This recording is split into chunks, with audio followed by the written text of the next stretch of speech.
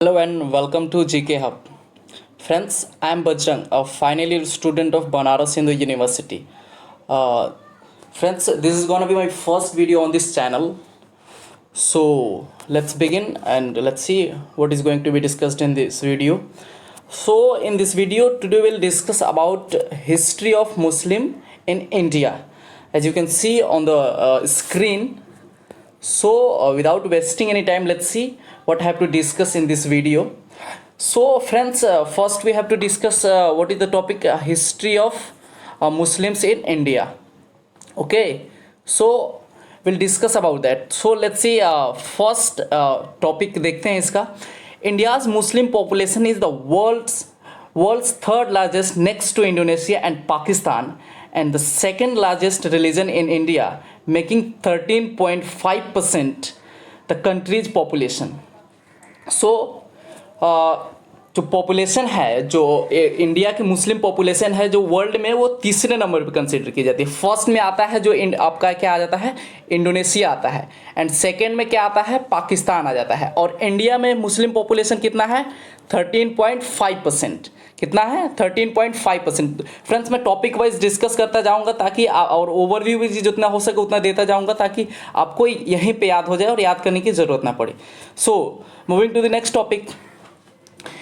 Islam first came to India with Arab trades as early as 7th century AD to Malabar coast in South India. India was called Hind by Arabs. तो India में इस्लाम सबसे पहले कहाँ आया था, south India में आया था. मालवार कोस्ट जो केरला में पड़ता है, और वो कब आया था, 7th सेंचुरी में.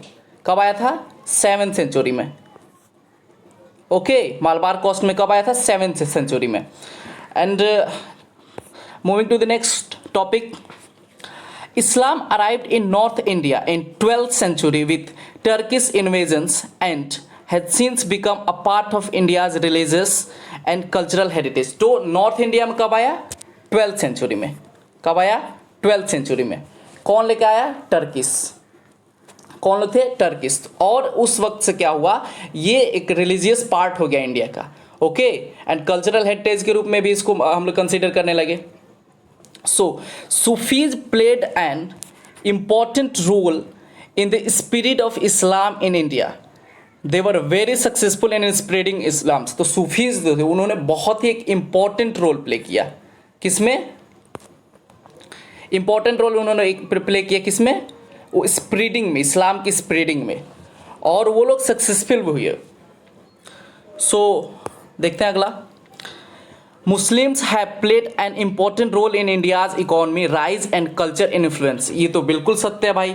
उनका एक बहुत एक प्रोमिनेंट रोल माना जाता है, जैसे कि economic rise and cultural heritage influence में. ये आप लोग जब आगे पढ़ेंगे तो देखेंगे कैसे कैसे क्या क्या आए.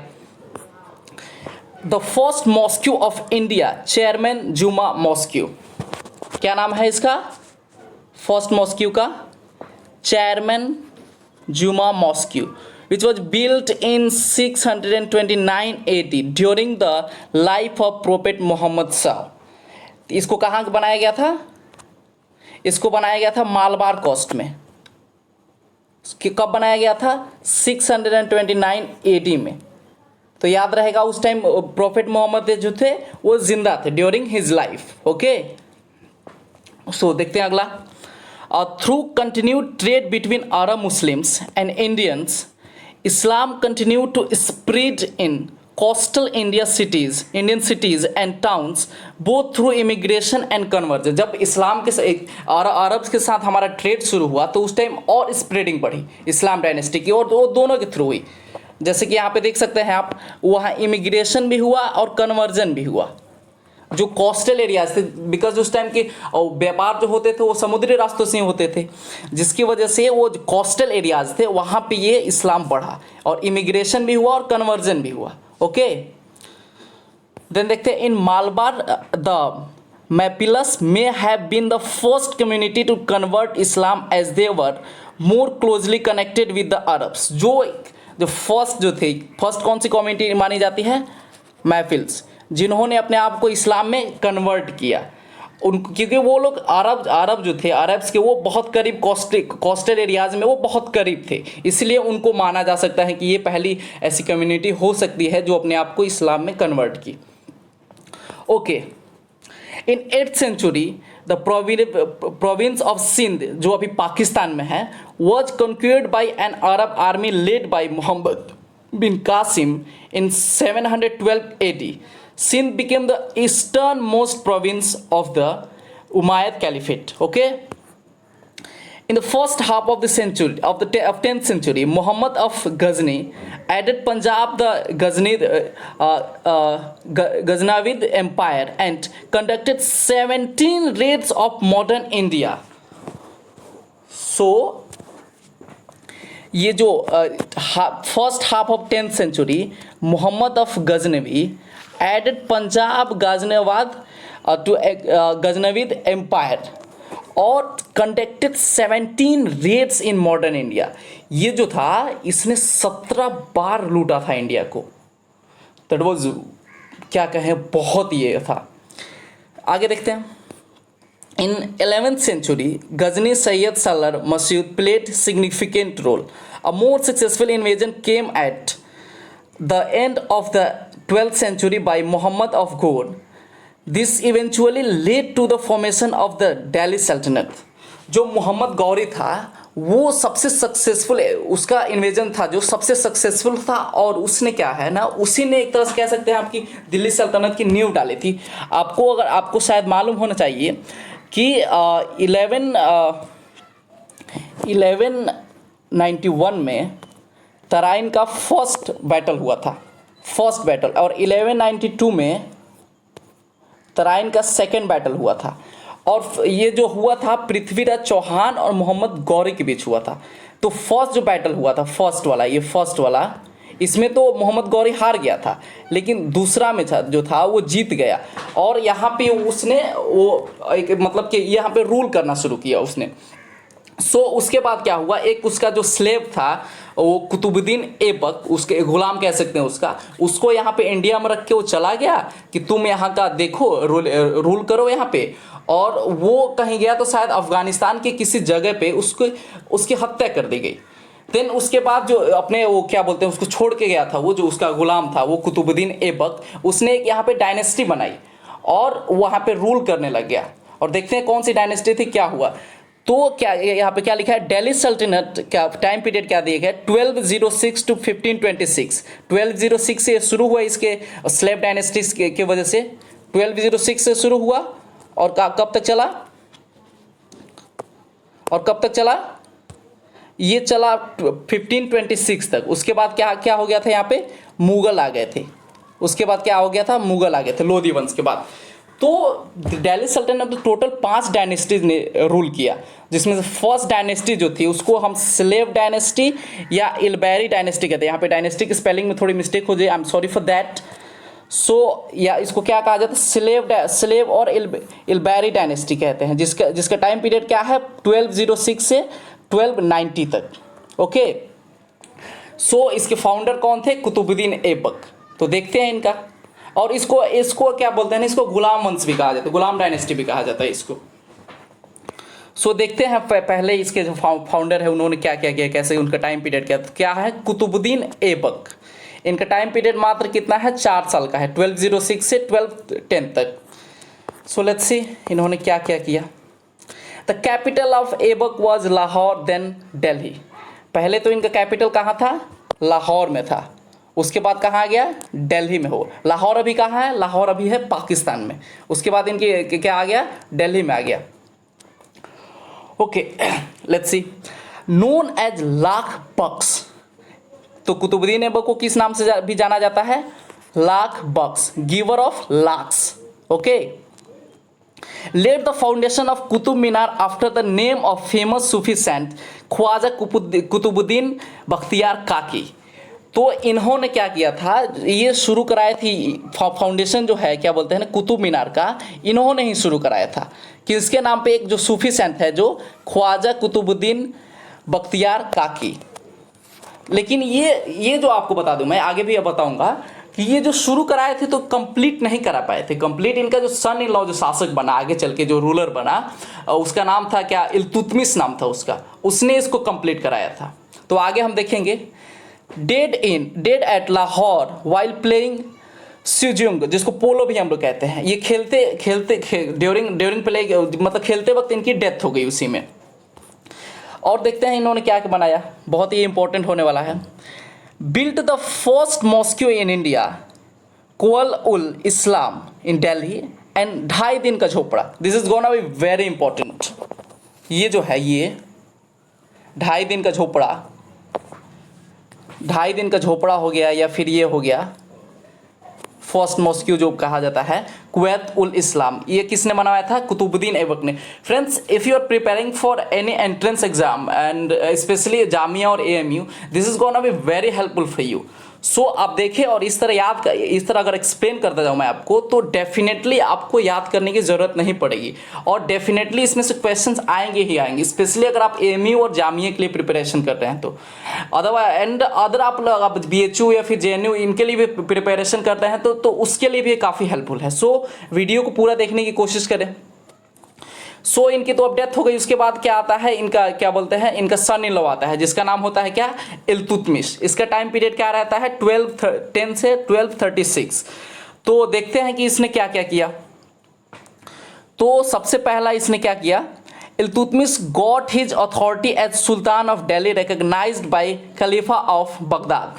तो बगदाद का ये था, बगदाद अभी कहाँ है, बगदाद जो है वो इराक की कैपिटल है अभी। बगदाद जो है क्या है, इराक का कैपिटल है। तो ये क्या था, खलीफा बगदाद के, ठीक है।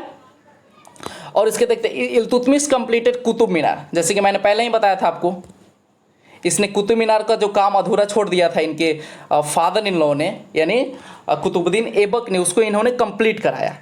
और इनको क्या कहा जाता है, Iltutmish is called the father of tomb building.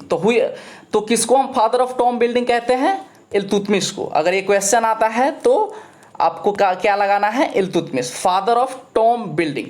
Okay, then moving to the next topic, Mongols appeared for the first time under the leadership of Changez Khan during Iltutmish region.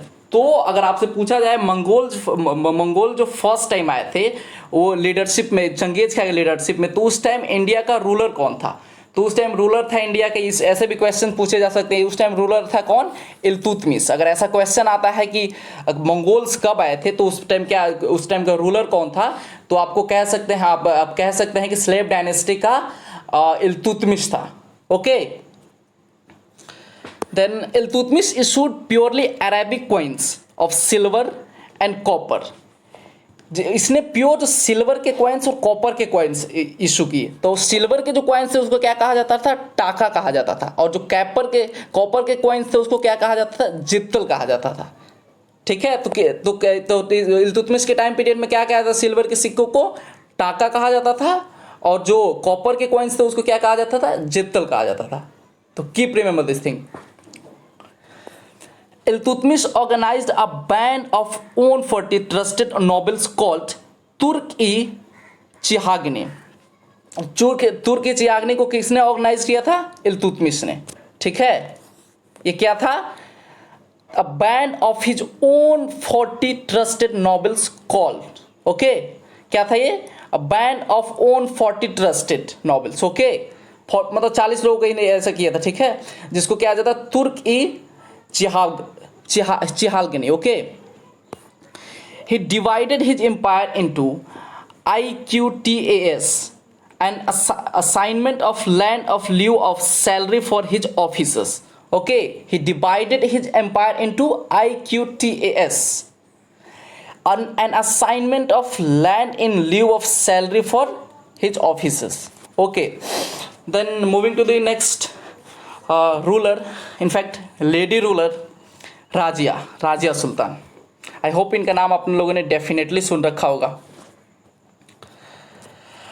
तो ये राजिया सुल्तान है, इनका टाइम पीरियड क्या है, 1236 से 1240।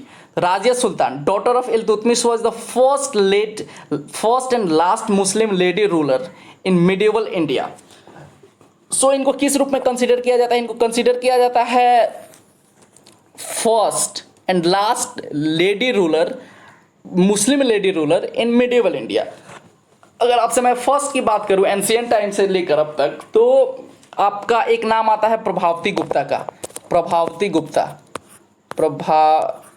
गुप्ता का, ठीक है, जिसका टाइम पीरियड जो जब गुप्ता डायनेस्टी एग्जिस्ट करती थी तो उस टाइम थी। ये जो थी चंद्रगुप्ता फर्स्ट की बेटी थी, और इनकी शादी हुई थी कहाँ, साउथ इंडिया में एक डायनेस्टी एग्जिस्ट करती थी,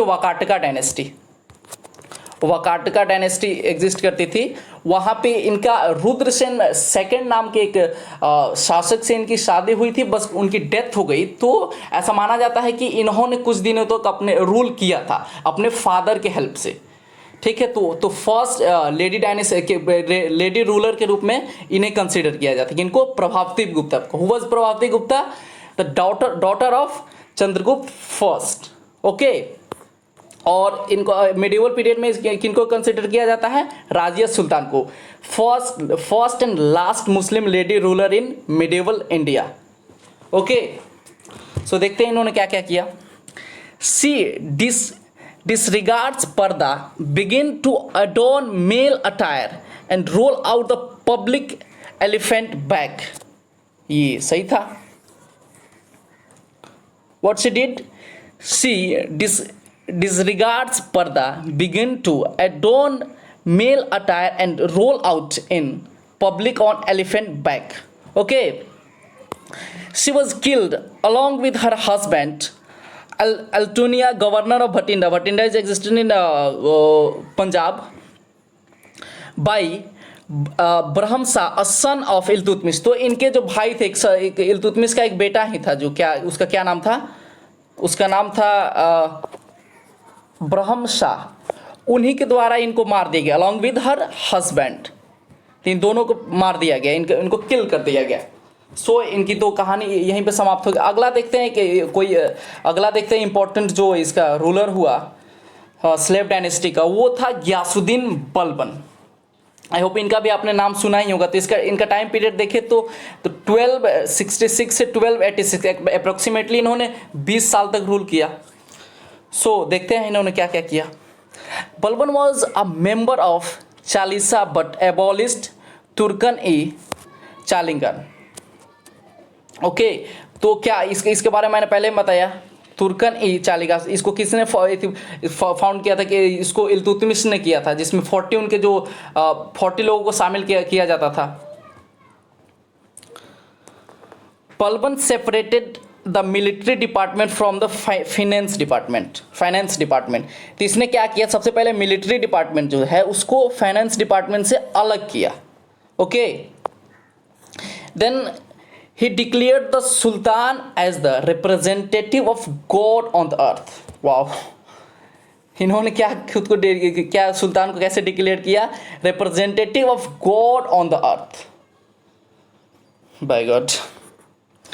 ही believed in semi divine theory of kingship. तो कौन बिलीव कर सकता था semi divine theory of kingship में, कौन विश्वास करता था, बलबन, गियासुद्दीन बलबन। और गियासुद्दीन बलबन था वो शायद सिक्स्थ रूलर था इस डायनेस्टी का।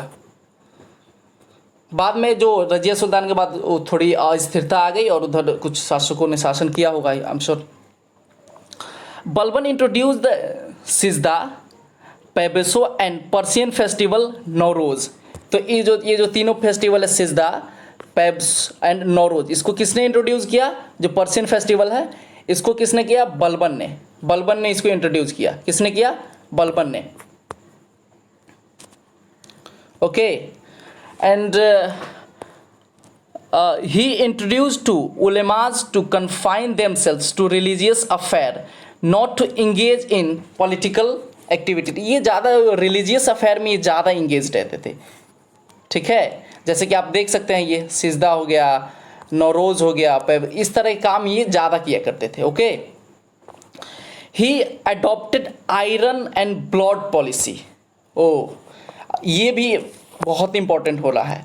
आयरन एंड ब्लड पॉलिसी को किसने अडॉप्ट किया, which was that ruler who adopted iron and blood policy in India. तो इसका सही आंसर क्या होगा, बलबन, गियासुद्दीन बलबन, इन्होंने अडॉप्ट किया इसको। इसमें अगर आपको थोड़ा बहुत आइडिया दूं अगर मैं इसके, तो ये एक ऐसी पॉलिसी थी जिसमें ना अपने एनिमीज के प्रति बहुत ज़्यादा क्रुएलिटी दिखाई जाती थी। तो इसको किसने अडॉप्ट किया? गियासुद्दीन बलबन ने। सो आगे भी हम लोग देखेंगे और डायनेस्टीज के बारे में नेक्स्ट वीडियो में। तब तक if you like this way to explain the things, so please do subscribe our channel GK hub and hit the bell icon so that आपको अदर अपडेट्स मिलती रहे। And don't forget to like a video. And अगर आप कोई suggestion देना चाहते हैं कि कैसे करें, तो आप कमेंट बॉक्स में लिख सकते हैं इजीली।